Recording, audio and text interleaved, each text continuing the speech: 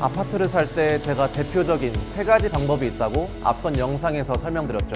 아직 영상을 보시지 못했다면 우측 상단의 영상 링크를 참고해주세요. 오늘은 그 중에서도 이 분양권 투자에 대해서 아주 쉽게 말씀드리겠습니다. 분양권 투자는 우리가 흔히 알고 있는 이 청약과 같이 새로 생길 아파트에 들어갈 수 있는 그 권리를 사고 파는 것을 말합니다. 2024년 초 서울시 강남구 개포동의 이 DH 퍼스트 아이파크에서 세 가구를 대상으로 무순위 청약을 진행했죠. 이때 101만 명이 모이면서 종전 최고 기록이었던 93만 명의 흑석 리버파크 자리를 뛰어넘었습니다.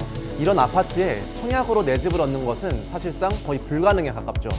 이 아파트에서 2024년 1월에 전용 면적 84제곱미터가 30억 원에 거래되었습니다.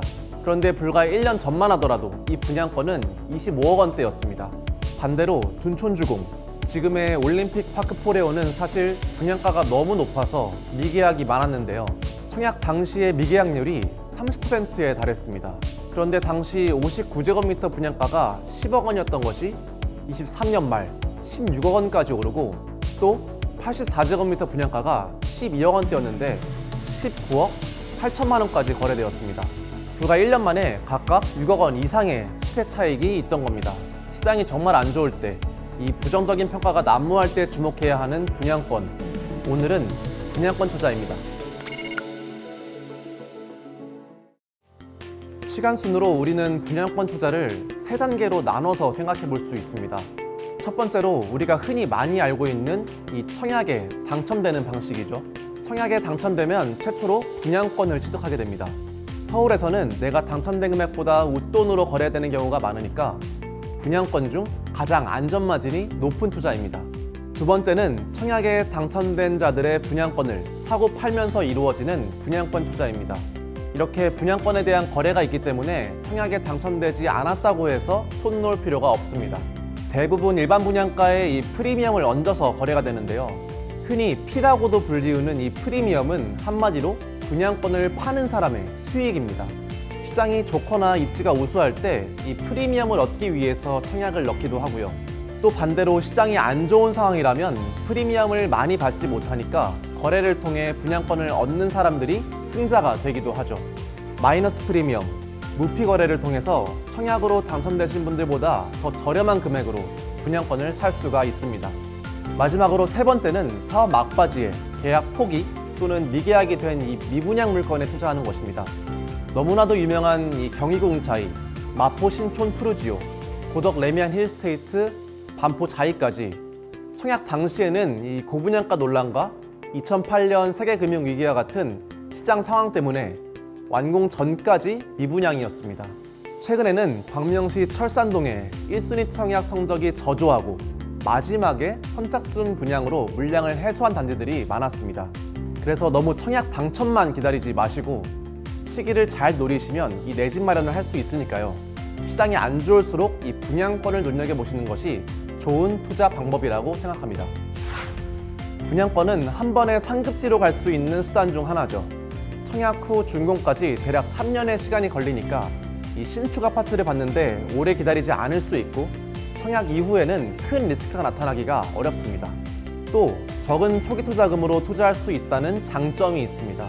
대부분 계약금 10% 정도 필요하기 때문에 예를 들어 10억짜리 아파트다 이러면 1억 원의 계약금이 필요한 거죠.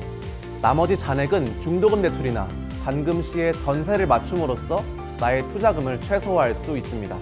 그 지역에서 가장 신축이기 때문에 가격 방어가 잘 되는 점도 있습니다.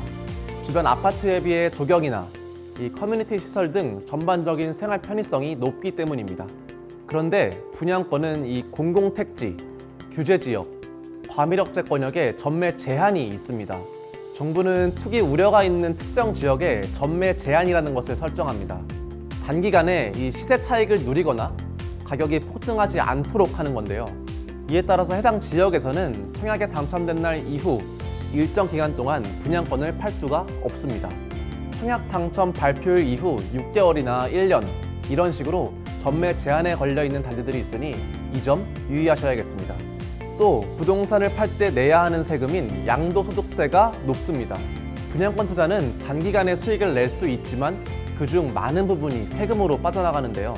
보유기간이 계약일로부터 1년 미만이라면 양도 차익의 70%, 1년 이상이라면 60%의 양도세를 부담해야 합니다. 여기에 지방소득세 10%까지 내야 되니까 실제로는 77%, 66%의 세금을 내야 되는데요. 쉽게 얘기해서 6개월 만에 10억 원의 분양권을 12억 원에 팔았다면 여러분의 수익, 그러니까 프리미엄 2억에 대한 77%를 세금으로 내야 됩니다. 오늘은 분양권 투자에 대해 알아봤습니다. 역사는 반복되죠. 뉴스에서 고분양가 논란이다, 청약성적 저조하다, 이런 타이틀에 우리는 휘둘리면 안 되겠습니다. 입지를 먼저 눈여겨보시고 비슷한 입지의 신축 아파트 가격과 비교하면서 이 가격이 준공되었을 시에 적정한지 고민하는 과정을 거쳐야 합니다. 남들이 안 좋다라고 얘기할 때 오히려 더 집중해서 살펴보시고 분양권 투자에 보다 더 과감한 결정으로서 일생일대의 소중한 기회를 잡으시면 좋겠습니다.